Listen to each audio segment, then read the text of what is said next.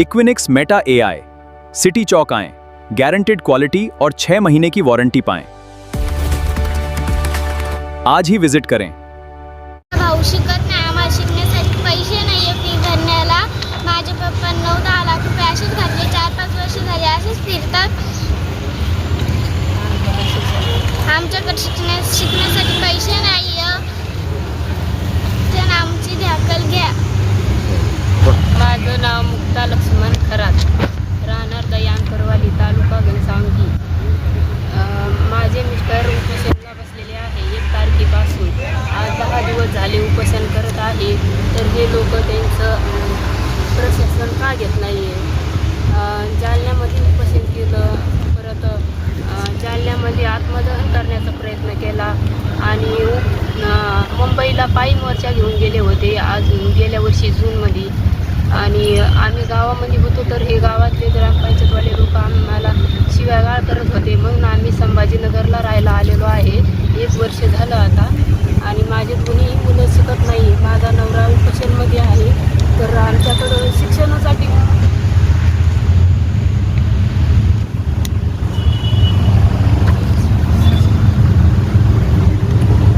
सांगा ताई, सांगा, रडू नका. शिक्षणासाठी पैसे नाही आमच्याकडं. माझं नवरा 3-4 वर्षापासून असंच फिरत आहे. त्याच्यामुळं मी कंपनीत कामाला जाते आणि घर चालवते आणि भाडं भरते 1 वर्षापासून. लक्ष्मण कारभारी खरात, राहणार दयांकरवाली, तालुका घनसावंगी, जिल्हा जालना. तिथं मी रहिवासी. तसं आमच्या गावातल्या सरपंचाने, ग्रामसेवकने, गट विकास अधिकाऱ्याने आमच्यासोबत जातीभेद केला. ज्या टायमाला आमचे घरकुल आलते तर त्या सरपंचाने अगोदर 5,000 रुपये मागितले. आम्ही त्याला 5,000 रुपये दिले. पण परत मग समितीने आमचे बिलं रद्द केले, आमचे घरकुलाचे बिलं रद्द केले.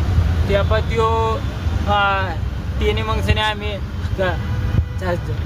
जागा नव्हती तर आम्ही जागा घेतली विकत. आम्ही त्या बकऱ्या केल्या 7-8 आणि मग जागा घेतली विकत. मग डबर, विटा, खडी, गस सगळं आणलं आम्ही. परत मग त्यांनी तो सरपंच, ग्रामसेवक, गट विकास अधिकाऱ्यांनी परत डबल आम्हाला 15,000ची मागणी केली. आम्ही 15,000 रुपये त्याला नाही दिले तर त्याने आमचे बिलं रद्द केले. एक बिल नाही दिलं पडून.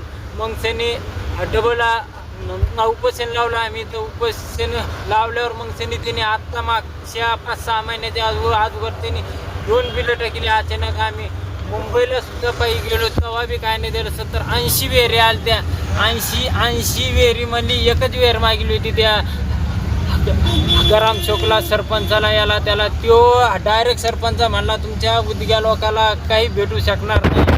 कोणची आमच्या मागासवर्गाला तिथं रोजगार सुद्धा देत नाही. ते रोडचे याचे त्याचे आले कामं तर रोजगार नाही देत. परत दलित वस्ती त्यांनी 10 वर्षात जर कामं केले ते दाखवा. त्याचा निधी खर्च कुठं केला तो दाखवा. पुन्हा त्यांनी जलजीवन येवत नाही तर आहे ना. तर आमच्याकडून त्यांनी 1,500 रुपये घेतले. आमच्या फक्त मागासवर्ग लोकांकडूनच घेतले, पाटील लोकांकडून नाही घेतले.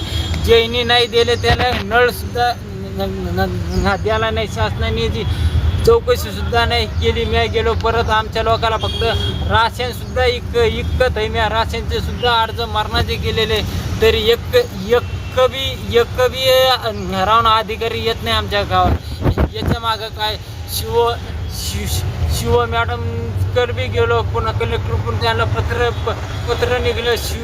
शिव मॅडम तर ते पत्र घेऊन गेलो तर शिव मॅडम म्हणे जर परत डबल जर माझ्या जर ऑफिसला आला तर त्यावर कारवाईचे गुन्हे दाखल करू आम्ही. जिल्हा परिषद येते सर्व. परत मी मुंबईला 1.5 महिना उपोषण केलं. 1.5 महिन्यात फक्त ना त्या मुंबईवाल्यांनी ना फक्त ना राहणं आश्वासन दिले. आम्ही पायी गेलो तर त्या टायमाला आमच्या गावातले सरपंच, ग्रामपंचायत हे सगळे माझ्या घरी गेले. घरी जाऊन सनी त्यांना शिव्या गाळ्या केल्या. पण आमचे घरची माझे मिसेस मुलं घनसावंगीला गेले. पोलीस चौकीला कंप्लेंट करला तर त्या पोलीस लोकांनी कंप्लेंट आमच्या लोकांची घेतली नाही. त्यांनी त्यांची कंप्लेंट घेतली माझ्यावर 82 दाखल केली, 2 तारखेला केली. मी दुसऱ्यांनी 26 तारखेला ढकलं होतं, तर त्या लोकांनी 2 तारखेला 82 दाखल केली. आम्ही त्या टायमाला नाशिकमध्ये होतो बाई मोर्चा.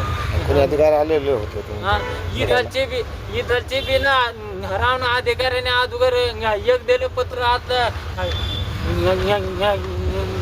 डबल पत्र घेऊन गेलं तर म्हणते यायचे नाही आता आमच्याकडे. कसं नाकार केला आमच्या पत्राला. तुमचं नाव सांगा पण. माझं नाव लक्ष्मण कारभारी खराब.